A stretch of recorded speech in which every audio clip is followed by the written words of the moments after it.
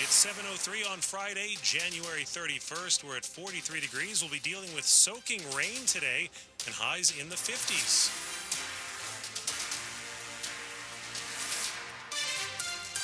Good morning. I'm John Aaron. I'm Michelle Basch. Our top story this hour: why did an American Airlines flight collide with an Army helicopter next to Reagan National Airport?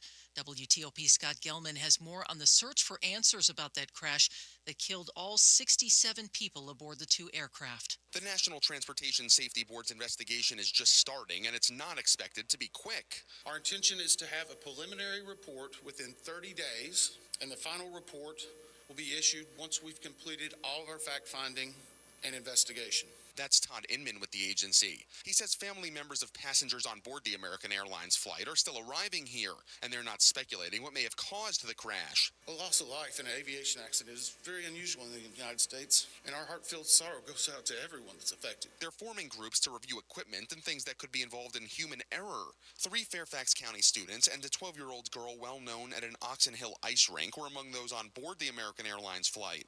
At Reagan National Airport, Scott Gelman, WTOP News. Also among the crash victims, a woman who was just starting as a professor at Howard University.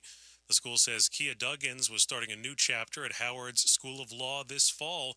In a statement, Howard University describes Duggins as a civil rights lawyer who dedicated her career to fighting against unconstitutional policing and unjust money bail practices in Tennessee, Texas, and D.C.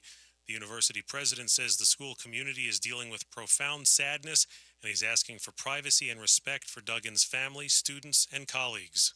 A makeshift morgue has been set up in southeast D.C. as the recovery efforts continue from that plane crash at Reagan National. Our team coverage continues with WTOP's Kyle Cooper. The temporary morgue is here in the shadow of Nationals Park. Boats are coming up to the shore where bodies and remains are then transferred into ambulances, then into red tents that are set up here. The D.C. Medical Examiner's Office is coordinating all this and is making the identifications. Some families of the victims are also apparently staying in nearby hotels. Our partner, 7 News, reports some debris likely from the crash has also been found in this area, including some luggage, a purse, and an American Airlines blanket. Authorities are asking if you find anything, not to touch it, but instead call police or fire and let them retrieve the items. In Southeast, Kyle Cooper, WTOP News. In other news this morning, the accused shopping cart killer has been convicted of murdering 2 women in Harrisonburg, and he's suspected of other killings in Fairfax County and the district. WTOP's Neil Augenstein has the latest. It took the jury only 30 minutes to find Anthony Eugene Robinson guilty of killing Beth Redmond and Tanita Smith.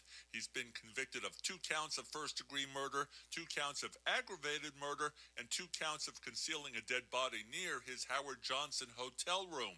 The same jury recommended the maximum penalty, 4 life sentences plus 10 years in prison and a $400,000 fine.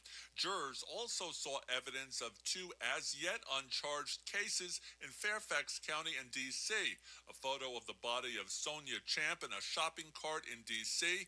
Robinson's DNA was on her and the shopping cart, and a crime scene photo of the garbage can that contained the remains of Cheyenne Brown and a shopping cart found near the Moon Inn in Alexandria.